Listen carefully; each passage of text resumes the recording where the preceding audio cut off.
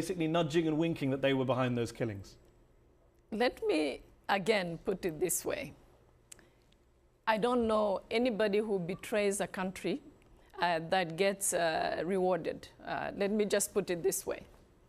Okay, but when you say you choose to be a dog, you die like a dog, is that an appropriate thing to say? Some might say that sounds like a gang leader, not a national leader.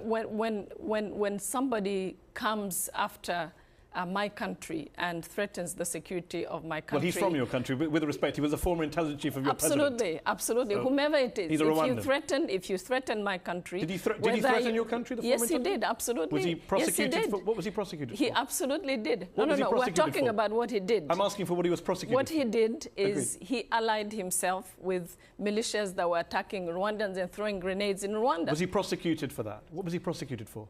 Who was supposed to prosecute Moments ago, you told me the Rwandan government can't be accused of anything because it's not been adjudicated in a court of law. What was this former intelligence chief found guilty of in a court of law? The government of Rwanda approached the government of South Africa to have this man extradited for trial. Agreed, but he wasn't tried. So according to your criteria, if Rwanda is innocent of crimes because it's never been found guilty in a court of law, this man is also innocent of crimes. But it's not. I'm just using your logic, It's not Minister. The government of Rwanda that refused to extradite him for trial. But you agree he wasn't We actually... didn't. But you agree he was convicted of no crime. We asked for him to be extradited. But you agreed he was convicted of no crime. We agree on that. He was convicted of no crime. How can he be convicted when he's not allowed to face trial, which is and yet you're celebrating his death. Wanted. Fair enough. And yet you're celebrating the death of a man who was convicted of nothing. Why should I be unhappy about my enemies and people who threaten... Well, we don't know who threatened because he hasn't been tried, as you pointed out. A few years ago, your boss, President Kagame, told the Financial Times in an interview that I don't think anybody out there in the media, the UN, human rights organizations,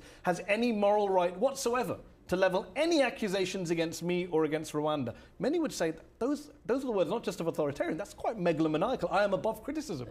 No one should criticize me.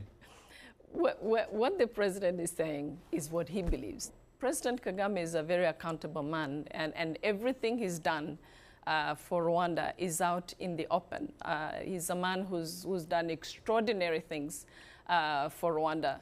And he's also, if you know President Kagame, a man who doesn't hide or do things in the background. He's been totally accountable. Why has he supported a constitutional amendment that was just passed, which effectively gives former presidents of Rwanda exemption from prosecution? Given the increasing level of criticism of your government, we've talked about some of the countries and groups that have criticised President Kagame,